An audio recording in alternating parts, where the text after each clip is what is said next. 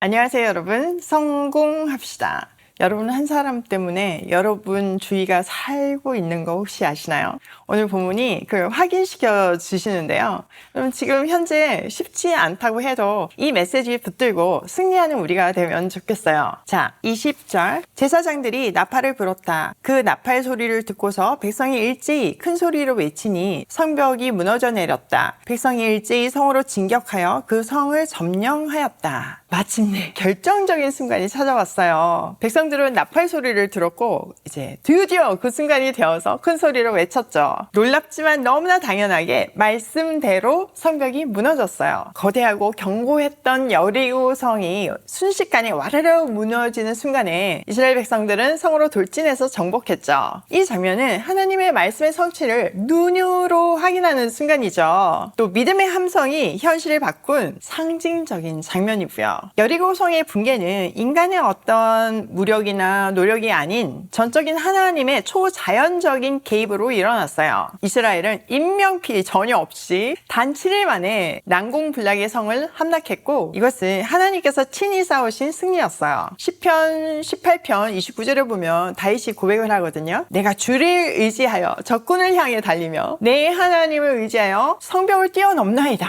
이 다윗의 고백처럼 여호수아와 백성은 하나님을 의지하며 실제로 성벽을 넘는 체험을 하게 된 거예요. 지금 우리가 해야 할 게 딱 이거예요. 하나님을 의지해서 뛰어넘을 수 없어 보이는 그 성벽을 뛰어넘는, 적을 향해 달릴 수 있는 용기를 얻었으면 좋겠어요. 또한 이 여리고성 영적 원리를 잘 적용해야 돼요. 인간적인 능력이 기대면 거대한 문제 앞에 좌절하지만 하나님의 방법으로 하나님을 의지하며 나아가면 성벽을 무너뜨릴 수 있어요. 이 소문은 삽시간에 퍼져나가겠죠. 그러면서 인근에 하나님의 위엄과 두려움이 가득 차지 않겠어요? 그러니까 이 여리고성 정복이 가나안 정복 전쟁의 영적인 흐름을 이스라엘이 승리할 수밖에 없게끔 전환시켰을 거예요. 우리도 마찬가지예요.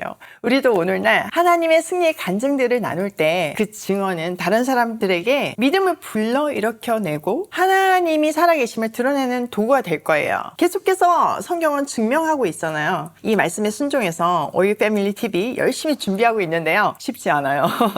여러분 많이 중보해 주세요. 그렇지만 하나님이 하라고 하셨으니까 할 수 있음을 믿습니다. 자, 21절. 성 안에 있는 사람을 남자나 여자나 어른이나 아이를 가리지 않고 모두 전멸시켜서 희생제물로 바치고 소나 양이나 나귀까지도 모조리 칼로 전멸시켜서 희생제물로 바쳤다. 말씀대로 여리고성이 무너졌잖아요. 백성들도 말씀대로 하나님의 명령대로 그 성 안에 모든 것들을 진멸했어요. 그냥 듣기만 하면 사실 마음이 서늘해지죠. 너무나 잔인한 일인 것처럼 느껴지기도 하고요. 그러나 이거는요, 심판의 관점에서 보면 철저한 심판의 집행이었어요. 하나님이 갑자기 이렇게 하라는 게 아니라 오래 참으셨잖아요. 계속 그 땅의 제약이 차기까지 참으셨고 그리고 마지막까지 기회를 주셨어요. 그런데도 불구하고 돌이키지 않을 때 이런 하나님의 공의가 한순간에 쏟아지는 장면이에요. 이 장면은요, 죄의 삭시 얼마나 큰지를 보여줘요. 로마서 6장 23절에 보면 죄의 삭은 사망이라고 선언하잖아요. 여리고 멸망은 그 경고의 실예이자 하나님을 부정하는 그 인류의 종말을 압축적으로 보여주는 그림이에요. 그리고 모두가 진멸된 것이 아니라 그 안에서도 오직 믿음으로 구원받은 라합의 가족이 있잖아요. 이거는 복음의 본질을 더욱 선명하게 드러내고 있어요. 예수님이 재림하실 때도 마찬가지예요. 그때는 부자, 가난한 사람, 뭐 어떤 인종, 이게 중요한 게 아니라 하나님 편의 선자와 하나님을 배척한 자 딱 두 부류뿐이에요. 우리는 모두 라합처럼 하나님 편에 서야 해요. 자, 22절. 여호수아는 그 땅을 정탐하러 갔던 두 사람에게 말하였다. 그 창녀의 집으로 들어가서 너희가 맹세한 대로 그 여인과 그에게 딸린 모든 사람을 그곳에서 데리고 나오너라. 정탐하러 갔던 젊은이들이 가서 라합과 그의 아버지와 어머니와 오라버니들과 그에게 딸린 모든 사람을 데리고 나왔다. 라합의 식구들을 모두 이끌어내어 이스라엘 진 밖으로 데려다 놓았다. 여호수아는 정탐꾼 두 사람을 불러서 말해요. 약속을 지켜라. 그 기생 라합의 집에 들어가서 니네가 약속한 대로 그 가족을 이끌어내라. 두 사람은 즉시 성 안으로 들어가서 라합의 집을 찾아갔고 그녀의 부모, 형제, 자매, 친족들을 모두 무사히 성 밖으로 이끌어내어 안전한 곳에 머물게 했어요. 자, 성벽은 다 무너졌잖아요.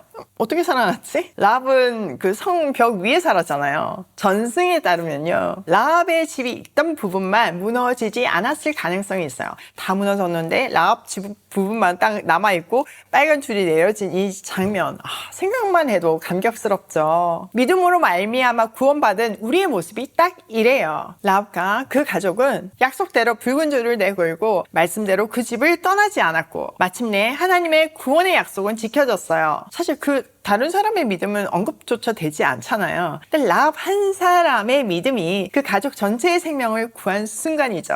이렇게 믿음은요, 혼자만의 구원이 아니라 공동체를 살리는 통로가 되어 있음을 보여주고 있어요. 정말 위대한 장면이죠. 여러분의 역할이 딱 이거예요. 가족 구원을 위해서, 공동체 구원을 위해서 열심히 노력하지만 정말 좌절되는 순간들이 있잖아요. 쉽지 않잖아요. 근데 한 사람의 영혼이 돌아온다는 게 쉽지 않아요, 사실. 라합도 오랜 세월 그 역사를 듣고 마음이 돌아서는 믿음이 생긴 거잖아요. 그러니까 이미 이 생명을 가지고 이 생명 안에서 그 충만하게 누리면서 이게 얼마나 좋은지를 아는 우리가 기다려줘야 되는 거예요. 나 한 사람의 믿음이 공동체를 구한다. 이 위대한 장면이 우리의 삶에도 반드시 일어날 줄 믿습니다. 자, 오늘 내용을 우리 삶에 한번 적용을 해보면, 첫 번째, 믿음의 함성은 현실을 무너뜨린다. 말씀대로 하는 거 세상적으로 보면 우스꽝스러운 일이잖아요. 견고한 성 앞에서 소리를 지른다는 거, 이건 상식적이지 않아요. 그런데 중요한 것은요, 상식 비상식이 아니라 말씀대로 하는 거예요. 우리가 말씀대로 믿음의 함성을 지를 때 견고한 성 같은 정말 불가능한 현실이 무너지고 하나님이 부르신 우리의 자리에 승리를 이룰 줄 믿어요. 두 번째, 하나님의 공의는 반드시 이루어진다. 여러분, 최후 심판은 반드시 있어요. 성경에 계속 얘기하고 있고 지금 이 장면이 그림자처럼 샘플처럼 딱 보여주잖아요. 그렇기 때문에 죄를 가볍게 여기지 않고 늘 하나님 편에 서 있어야 돼요. 그리고 한 영혼이라도 데리고 와야 되는 거죠. 세 번째, 믿음은 나 한 사람에서 시작되지만 구원은 공동체를 살린다. 정말 놀라운 이야기 아닌가요? 그리고 실제 아닌가요? 나 한 사람으로 시작된 이 믿음이 나와 내 가족과 내가 속한 공동체를 살리고 더 나아가서 우리나라를 살리는 그런 멋진 위대한 일이 되기를 소원해요. 특별히 우리 오이 패밀리의 이 믿음이 모여서 도움 없이는 살 수 없는 정말 이 땅의 고아들, 북한의 고아들을 반드시 살릴 줄 믿습니다. 오늘도 믿음의 함성을 지르며 현실을 무너뜨리며 승리의 발걸음으로 고고싱해요.